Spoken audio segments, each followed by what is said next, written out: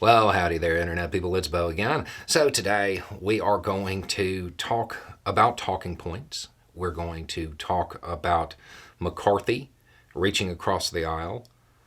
We're going to talk about a message that I received that explains how that could never happen.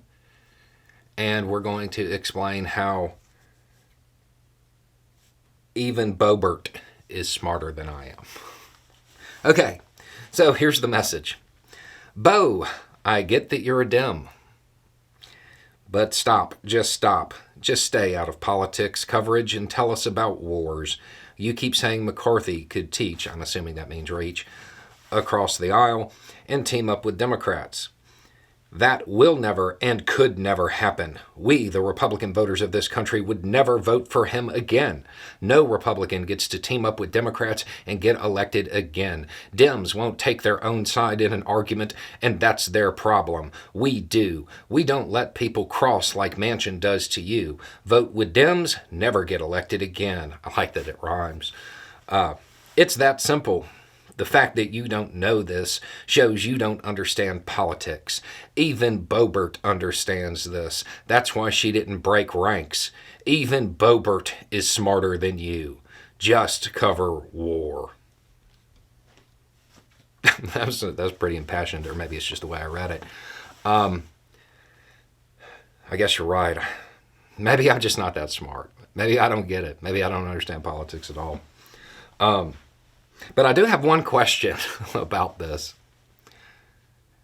That bill that got tanked, the GOP bill, the Republican bill for the budget, it got stopped by 21 Republicans. Wait a second.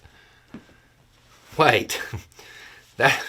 I know I'm not real smart, but I don't think 21 is a majority in the House. I mean, I could go look, but I'm pretty sure that that's not enough. Who'd they vote with? How did they stop the Republican bill? They voted with the Democrats, just to be clear on this. Do you know who one of those people was that didn't break ranks? Boebert. This is how the Republican Party dupes its rank and file. They give you a catchy talking point, a slogan. Vote with Dems, never get elected again. And they get you saying it while they vote with Dems. And then you use that slogan to defend them. 21 Republicans broke ranks and voted against the Republican bill. That's what happened. I know, again, I'm not real smart, but I feel like that runs counter to your message here, unless you're telling me that all of the far-right Republicans are going to lose their next election. Which, I mean, if that's the case, I mean, okay. I mean, I guess you got me. But I feel like the person who sent this message, I feel like they don't understand what happened. I feel like they don't understand that Boebert crossed and voted with the Democratic Party, who was opposed to the steep cuts in the bill. Worked across the aisle, just saying. This is how they do it. They sit there and they tell you something, and they say it with such confidence, and you believe them. And you believe that they believe whatever slogan they're giving you. They don't. They will give you a slogan and violate it while they're giving it to you.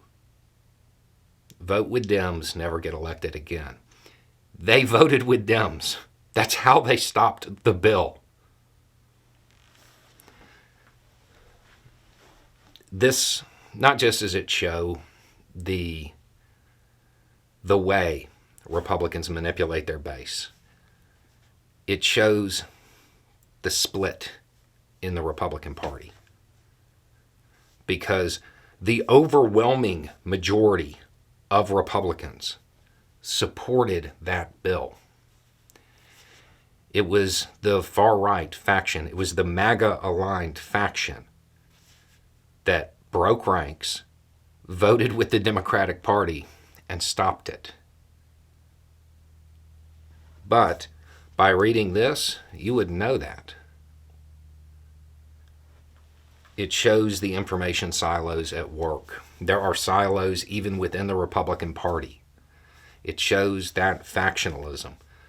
When I talk about how the Democratic Party isn't really a singular entity, it's a coalition party, the Republicans, generally, they've been one party up until very recently, until Trump came along and brought in far more authoritarian rhetoric and style of government.